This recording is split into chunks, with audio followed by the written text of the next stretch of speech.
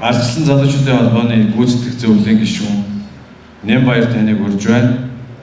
Үүний дараа сонгоныхын дүүргийн иргэн Баттулга та бэлдэж байгаарай.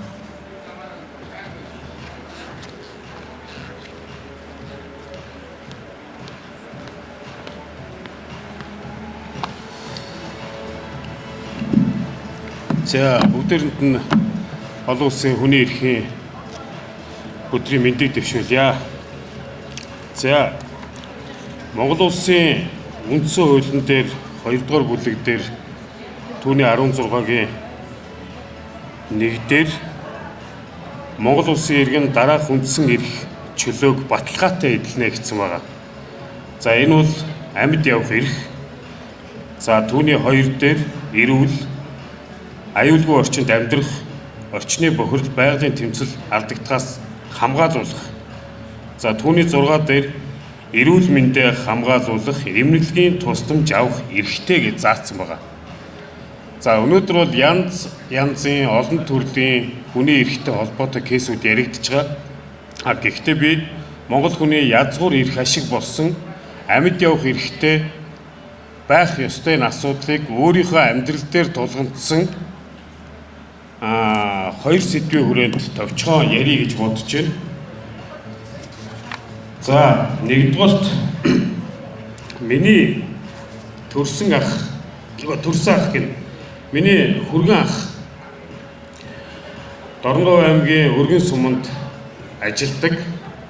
За энэ хүн 2025 оны 3 сард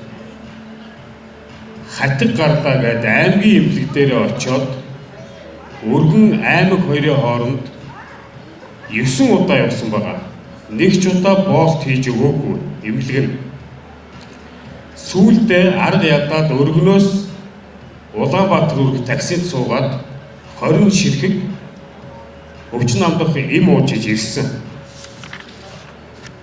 Ингээд үзүүлэлтэл энэ хүний нугсанд нь бохир орсон буюу олон үсний буглаа гэдэг яаралтай хагалгаа хийсэн. Яг энэ хүнтэй адилхан 2-3 хүн зэрэг хагалгаанд ороод насварсан. Энэ хүн бол амьд гарсан азтай. Би ингээд зургийн дарц өөрийнхөө зөвшөөрлөөр ийм амар хагалгаа хийсэн. Тэгэхээр орон нутагт бол эрүүл мэнд дээр хүний эрхийг ингэж зөрчиж байгаа. За 2 дугаар асуудал 2 сарын дараа миний төрсөн дүү бөөрийн дутагдaltaй эцсийн шатны онцтой гээд 2 жилийн өмнөөс донор солиулах мессежлборт орохоор бид бүхэн маш их хэмжээний итгэл, хүнээ аврах гэсэн сэтгэл зүтгэл, хөрөнгө санхүү, цаг хугацаагаа зарсан атал донор солихжсэн хүн маань 100% шинжилгээнд бүрэн таарсан. За өөрийнх нь 70%-тэй байсан эмнэлэг дээр чойр эмнэлэг дээр очоод гемодиализын аппаратанд ортол эмнэлэг нь дутуу шүүснээс цуснд бохирдоод за ингээд өөрт нь хаждаг тариад эмчин хийчихсэн. Хамгийн гол нь эмчээ энэ надад таардаггүй тариа гэж яхад зүгээрээ үзээд алдъя гэж хэлээд тэр хүүхэд 4 хоногийн дараа насурчихсан. Тэгэхээр би энэгээр юу хэлэх гэж байна вэ гэхээр Монгол улсад амьд явах эрх алгаа, эрүүл мэндийн тусламж үйлчилгээ авах эрх алгаа өнөөдөр Монгол улсын үндэсний аюулгүй байдлын зөвлөлт дээр, үзэл баримтлал дээр Монгол хүн эрүүл амьд явах эрхтэй тухай заалт байгаа. За тэр дээр судалгаа хийснийг би сонссон. Гэтэл Монгол улсад нэг өрхөд нэг хор тавдартай хүн байна. Тэр хор тавдартай хүний эмчилгээнд нийтдээ 1 тэрбум төгрөг орчим зарцуулах тооцоо судалгаа гарч байна гэж. За тэрбум гэдэг тооны тэрийг хүртэл бид нар мэдхээ болчихсон. Цээжилж ядчихэд их 80-ийн хулгай руу орсон. За хувь хүнээс шалтгаалаад 300 сая төгрөгийн эмчилгээ дончилгоо одоо өөрийнх нь амьдралын буруу дадал зуршлаас болоод 300 500 сая төгрөг тэр хүний буруугаас үүдэлтэй байна гэж тооцооллоо гэж бодоход 700 сая төгрөг нь өөр бусад авилгад хeel хахур зориулагдсан очих ёстой газраа очидгүй мөнгнөөс болоод энэ олон хүмүүс өвчлөлтөй ар гэртээ өө гашуу зовлон хүртэл явж байгаамаа. Өчнөө хүмүүсийн ирээдүй устж байна.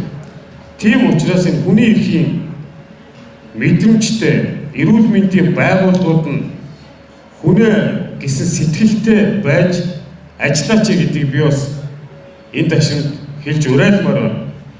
За, дүүгийнхаа асуудалтай би хэрэг бүртгэл нээлгээд явхад эмч эрүүл мэндийн байгууллагын далбаан доор хэрэг хаагдсан. Ийм учраас энэ хэргийг би дахин нээж эрүүл мэндийн байгууллага руу, эрүүл мэндийн яам руу өмгөөлөгчөөр дамжуулж бичиг өгнө. Хамгийн гол нь яагаад энэ хэргийн араас явж гэнэ вэ гэхээр өнөөдөр яг бодит байдал дээр өчнөө шүүх шинжилгээний цагдаа нар, эмч нар хэлж байгаа. Монголчууд өгсөн хүнийхээ ясыг хөндлөцүүлээд бүх зүйлийг орхитгоо гэдэг. Гэвч өнөөдөр бид нар шинжлэх ухааны хойноос хөөцөлдөж явахгүй бол энэ мэдчлэн хэдэн зуугаараа өчнөө Монгол улсын гэрэлт ирээдүйнүүд харамсалтайгаар халин одож байгаа.